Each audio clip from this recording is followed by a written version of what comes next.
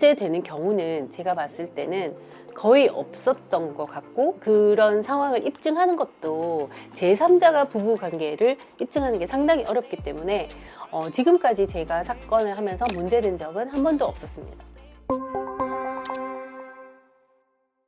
그러면 남편이 개인회생을 한다고 했을 때 부인이 재산이나 소득이 있으면 어떻게 되는 건가요? 그게 되게 좀 많이 물어보시는 질문인데요. 예를 들어서 남편 채무가 많아서 개인회생을 하는데 부인도 일을 한다.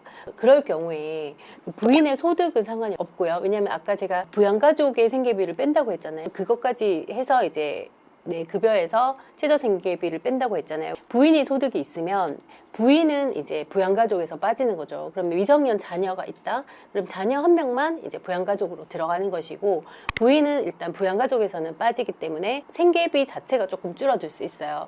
그렇지만 그 배우자의 소득은 내가 개인회생 하는 데는 상관이 없고, 그런데 배우자의 재산은 문제가 될 수 있습니다. 왜냐하면 부부는 서로 부양 의무가 있기 때문에 부부 재산은 한쪽 명의로 돼 있어도 사실 공동소유로 보거든요. 그러면 내가 재산이 있는 게 되잖아요.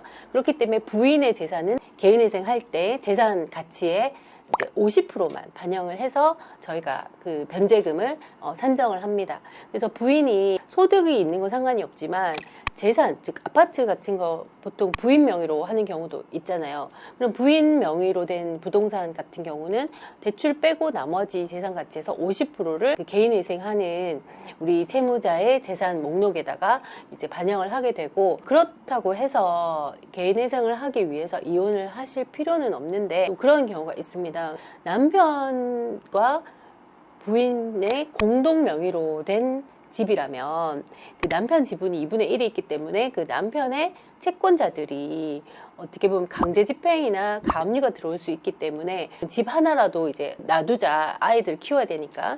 그럴 경우에 이제 남편 지분을 이혼을 하면서 넘기는 경우는 있지만, 부인 명의로 집이 있는 경우에는 사실 남편이 개인회생을 하는 데 있어서는 크게 문제되진 않고, 지분 비율만큼, 즉 50%만 우리가 개인회생할 때 내 재산이 얼만큼 있는지 그걸 산정할 때 이제 50%만 반영을 한다고 보시면 됩니다. 그러면 공동명의인 집일 경우에 남편이 채무가 많으면 부인 명의로 지분을 이전하면 아무 문제가 없나요? 문제가 될 수 있어요. 뭐냐면 이 일반인들 잘 모르시는 민법상 사해 행위라는 게 있거든요. 그게 뭐냐 하면은 내가 이제 채무가 많은 상태에서 내가 가지고 있는 유일한 부동산을 만약에 다른 사람한테 넘겼다. 그럴 경우에 채권자들 입장에서는 이 재산 하나를 강제 집행해서 내가 채권을 가져갈 수 있는데, 채무자가 임의로 다른 사람한테 먼저 증여를 하든지 아니면 뭐 팔아버리든지 이렇게 됐을 때 다른 채권자들 입장에서는 내가 변제를 받을 수 있는 부동산이 없어진 게 되잖아요. 그것을 우리가 법률 용어로 강제 집행 면탈 내지는 사해 행위라고 하는데요.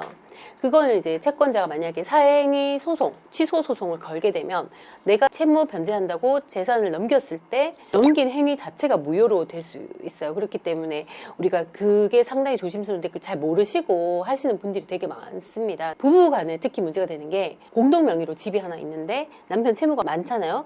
근데 남편이 집 하나는 건져야 되겠다 해서 부인한테 집을 넘겨줬을 때 남편의 채권자들이 그 사행위다 해서 소송이 들어오는 경우가 있습니다. 그럴 경우에는 사실 좀 이렇게 가장 이혼이라도 하시는 게 좋은 게, 그냥 부부인 상태로 내가 지분을 증여해주면 일단 세금도 많이 나올 뿐더러 이 증여 행위 자체가 사해 행위가 돼서 취소가 될 가능성이 있습니다. 그런데 이제 부부가 만약에 이혼을 한다, 이혼하면서 재산 분할로 이제 지분을 넘겨줄 경우에는 누가 봐도 이혼하면서 재산 분할을 해주는 거기 때문에 이 채권자가 봤을 때 이게 사해행위인지 아닌지 판단하기 어렵게 되거든요. 그래서 저희가 통상적으로 이제 하는 방법이 이혼을 하고 재산 분할로 지분을 넘겨주면 크게 문제되지 않고 집을 보존을 할 수가 있는데, 약간 편법이긴 하지만 이혼을 하시더라도 이런 경우에는 협의 이혼을 하시면 안 되고 재판상 이혼을 하셔야 돼요.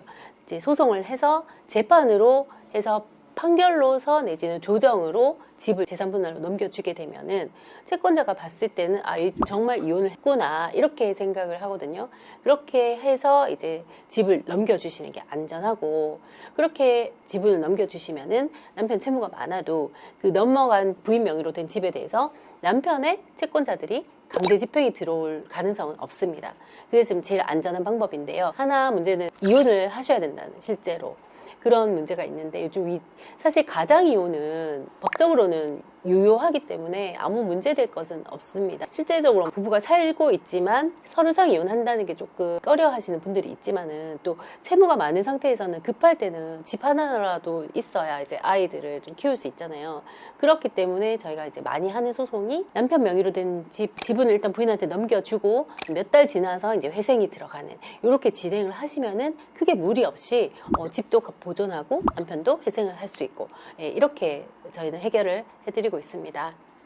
빚을 안 갚으려고 가장이혼을 해도 별 문제가 없나요? 일반적으로는 문제가 없습니다. 왜냐하면 가장이혼 자체는 유효하고 그런데 만약에 남편이 채무를 안 갚을 목적으로 이제 가장이혼을 하면은 사실 이게 엄격히 말하면 뭐 강제집행 면탈이 될 수도 있고 그렇지만 이거를 이제 채권자 입장에서 입증하기가 상당히 어렵거든요.